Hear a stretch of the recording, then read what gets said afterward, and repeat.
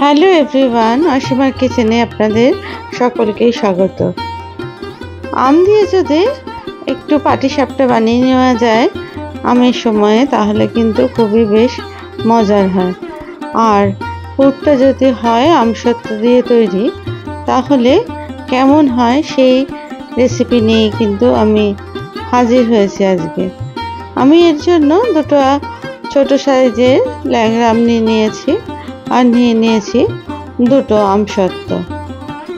প্রথমে আমসত্ত্বগুলোকে ছোট ছোট টুকরো করে কেটে নিয়েছি আর আম দুটোকেও স্লাইস করে কেটে নিয়েছি। এরপর আমগুলোকে একটা মিক্সার জারে দিয়ে সেটাকে মিক্সিতে ঘুরিয়ে একটা পিউরি বানিয়ে নিয়েছি। এরপর অন্যদিকে আমি এই ব্যাটার তৈরি করার জন্য পাটিসাপটার দিয়ে দিয়েছি 200 গ্রাম সুজি, 1 কাপ মানে 200 মিলিলিটার দুধ আর 2 চামচ ব্রাউন সুগার। এরপর এটাকেও মিক্সিতে আমি ভালো করে ঘুরিয়ে নিয়েছি। সবশেষে ওই সুজির মধ্যে এবার দিয়ে দিলাম আমি আমের পিউরিটাকে, দিয়ে আরও একবার মিক্সার জারে এটাকে ঘুরিয়ে নিলাম। একটা স্মুথ পেস্ট আমার তৈরি হয়ে গেছে। এবার আমি সেটাকে একটা বাটিতে ঢেলে রেখে দিলাম আর অল্প একটু জল দিয়ে মিক্সার জারটা ধুয়ে সেই জলটুকু দিয়ে দিলাম। অন্যদিকে পুর তৈরি করে নেওয়ার জন্য দিয়ে দিলাম 700 মিলিলিটার মতো দুধ। সেটা যখন ভালো করে ফুটে উঠলো, তখন এর মধ্যে আমি দিয়ে দিলাম 4 চামচ মতো লেবুর রস। এই লেবুর রস দিয়ে আজকে আমি দুধটাকে কাটিয়ে নেব। আপনারা চাইলে এটাকে ভিনিগার অথবা কোনো ছানা কাটার পাউডার দিয়েও কাটিয়ে নিতে পারেন। এরপর যখন ছানাটা একদম তৈরি হয়ে গেল, তখন সেটাকে একটা ছাঁকনির মধ্যে ঢেলে দিলাম জলটাকে ছেঁকে নেওয়ার জন্য। ছানাটা যাতে নরম থাকে আর টক ভাবটা দূর হয়, তার জন্য আমি দিয়ে দিলাম একটুখানি নর্মাল জল। ছানাটাকে ভালো করে ধুয়ে জলটাকে ভালো করে ছেঁকে নিলাম, যাতে করে কোনো জল যেন ছানার মধ্যে না থাকে। এইরকমভাবে আমি 10 মিনিট রেখে দিলাম। এখানে কোনো কাপড়ের ব্যবহার দরকার নেই, ছাঁকনিতে ছেঁকে নিলেই হবে। তারপরে সেটাকে ঢেলে নিলাম একটা বাটির মধ্যে। এবার এর মধ্যে আমি দিয়ে দিলাম 2 চামচ মতো মিল্ক পাউডার আর দিয়ে দিলাম 1 চামচ মতো চিনি। চিনিটা আপনারা অবশ্যই আপনাদের স্বাদ অনুযায়ী দেবেন। এরপর সমস্ত উপকরণগুলো স্প্যাচুলার সাহায্যে ভালো করে মিশিয়ে নিলাম, যাতে করে চিনিটাও গলে যায় আর দুধটাও প্রপারভাবে ছানার সাথে মিশে যায়। খুব ভালো করে সমস্ত উপকরণগুলো মেখে নিতে হবে।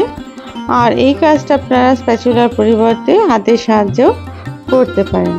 অন্যদিকে কড়াইয়ে 1 চামচ মতো ঘি দিয়ে, তারপর যখন ঘিটা গলে গেল, সেই সময় ওই ছানার মাখাটা দিয়ে দিলাম এই কড়াইয়ের মধ্যে আর স্প্যাচুলার সাহায্যে এটাকে অনবরত নাড়তে থাকলাম। এই সময় গ্যাসের আঁচ কিন্তু হাই রাখবেন না, মিডিয়ামে রাখবেন আর এটা কিন্তু অনবরত নাড়বেন, না হলে তলায় ধরে যাওয়ার সম্ভাবনা থাকবে। মিনিট 4-5 নেড়ে নেওয়ার পরে ছানাটাকে, তারপরে টুকরো করে রাখা আমসত্ত্বগুলোকে দিয়ে দিলাম এই ছানার মধ্যে। আবার ভালো করে নাড়তে থাকলাম খানিকক্ষণ, যতক্ষণ না আমসত্ত্বটা একটু ছানার মধ্যে মিশে যাচ্ছে ততক্ষণ।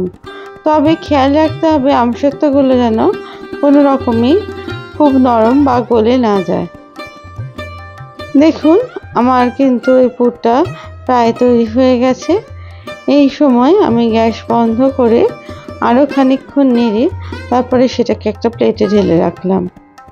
অন্যদিকে আমি পাটিসাপটার জন্য যে ব্যাটারটা তৈরি করেছিলাম, সেটাতে দিয়ে দিলাম 3 drop orange food colour. Food কালারটা খুব ভালো করে মিশিয়ে নিলাম আর তার মধ্যে দিয়ে দিলাম 100 মিলিলিটার মতো জল, ব্যাটারটাকে একটু পাতলা করে নেওয়ার জন্য। তবে জলটা আপনারা অল্প অল্প করে মেশাবেন। আর দিয়ে দিলাম 1 পিঞ্চ নুন। সমস্ত উপকরণগুলো ভালো করে আমি হুইস্কের সাহায্যে মিশিয়ে নিলাম। দেখুন ব্যাটারের ঘনত্ব ঠিক এইরকম হবে। এরপর গ্যাসেতে একটা ফ্রাইং প্যান বসিয়ে তার মধ্যে দিয়ে দিলাম ব্রাশের সাহায্যে কিছুটা ঘি। আর ব্যাটারটা দিয়ে আমি গোল করে সেটাকে ঘুরিয়ে দিয়ে দিলাম। যখন ব্যাটারটা অনেকটা ভাজা হয়ে গেছে সেই সময় পুর দিয়ে আমি রোল করে পাটিসাপটাটা বানিয়ে নিলাম। এইভাবেই একের পর এক আমি পাটিসাপটা তৈরি করে নিলাম। আপনাদের যদি এই রেসিপি ভালো লেগে থাকে তাহলে প্লিজ লাইক, শেয়ার আর কমেন্টস করতে ভুলবেন না। আর আপনারা কেউ যদি আমার চ্যানেলের নতুন সদস্য হন তাহলে প্লিজ চ্যানেলটিকে সাবস্ক্রাইব করার অনুরোধ রইল। আর পাশে থাকা বেল আইকনটিকে প্লিজ প্রেস করে দেবেন, যাতে করে নতুন রেসিপি দিলে তা অতি সহজেই আপনাদের কাছে পৌঁছে যায়। এইভাবে এক এক করে আমি প্রত্যেকটা পাটিসাপটা তৈরি করে নিলাম। খুব সহজ এই পাটিসাপটা, খেতে কিন্তু খুবই অসাধারণ। তাই একবার বাড়িতে অবশ্যই ট্রাই করতে পারেন। আর আমের গন্ধে ভরপুর এই পাটিসাপটা একবার খেলে কিন্তু বারবার খাওয়ার ইচ্ছে থাকবে। আর যেহেতু আমসত্ত্ব দিয়ে পুরটা তৈরি হয়েছে তাই একটু অন্যরকম স্বাদ হয়েছে পাটিসাপটার।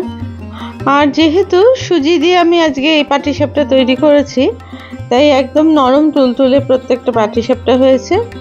আর দেখুন ফ্রাইং প্যানে কিন্তু একটা পাটিসাপটাও লেগে যাচ্ছে না, অতি সহজেই কিন্তু এগুলো উঠে যাচ্ছে। আমি এখানে আরও একটা পাটিসাপটা তৈরি করে আপনাদের দেখাচ্ছি। অয়েল বা ঘিয়ের মধ্যে ব্রাশটাকে চুবিয়ে ফ্রাইং প্যানে বুলিয়ে দিয়ে তারপরে গোলা দিয়ে হাতার পেছন দিয়ে ভালো করে এটাকে ছড়িয়ে দিতে হবে।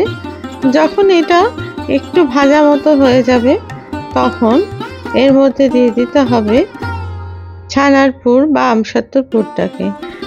এরপর পাটিসাপটাটা আস্তে আস্তে মুড়িয়ে তৈরি করে নিতে হবে। প্রত্যেকটা পাটিসাপটা তৈরি হয়ে যাওয়ার পরে এরপর আমি পাটিসাপটাগুলোকে একটা প্লেটে পরিবেশন করলাম। দেখুন কত সুন্দর পাটিসাপটা হয়েছে, যেটা স্বাদে গন্ধে একদম অপূর্ব হয়েছে।